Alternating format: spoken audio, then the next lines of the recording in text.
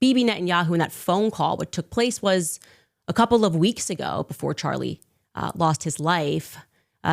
Charlie was in the Hamptons. He had essentially what was staged, an intervention was staged by Bill Ackman, because Charlie's rational thoughts about Israel were a no-no. This is not the route that you should be going on. And Charlie was surrounded by his friends, his quote unquote friends. Bill Ackman was very upset and threats were made. He was asked to dispute this narrative. Max Blumenthal went out to him today, and Bill Ackman came back and said, I have receipts I can show you. And he did not provide the receipts. It was at this time that Bibi Netanyahu was called and Charlie was invited to Israel. This was an under duress situation, I would say. And I know that Charlie was offered a ton of money in this moment. Turning Point, I guess, if it needed to go to a higher level, would have gone to an even higher level than it already was at. And I know for a fact that Charlie denied that funding.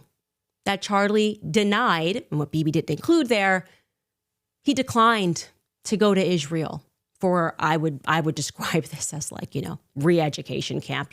We've seen it. You made an uh-oh, but we can help you. Another person that was there, and I am not surprised this person was there if you've been listening to my show, Seth Dillon. I said, any comment on this one, Seth? He didn't answer last night.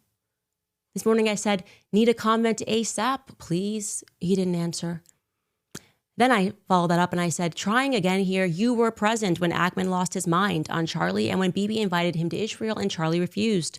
Text messages immediately following this meeting are circulating. I find Ackman's statement, as though the meeting was somehow cordial, to be incredibly disturbing. Are you at all disturbed by that tweet?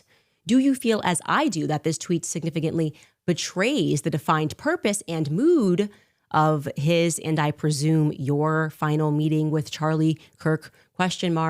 He was unable to speak to me, but he did place some frantic calls to Turning Point USA.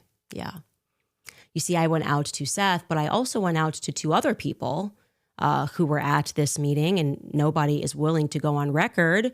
They're all messaging each other, trying to figure out a coordinated response to say that, no, this was all quite cordial, but no one wants to go on record and describe it as cordial because they know someone's leaking, because someone's got a guilty conscience about what happened at the Hamptons.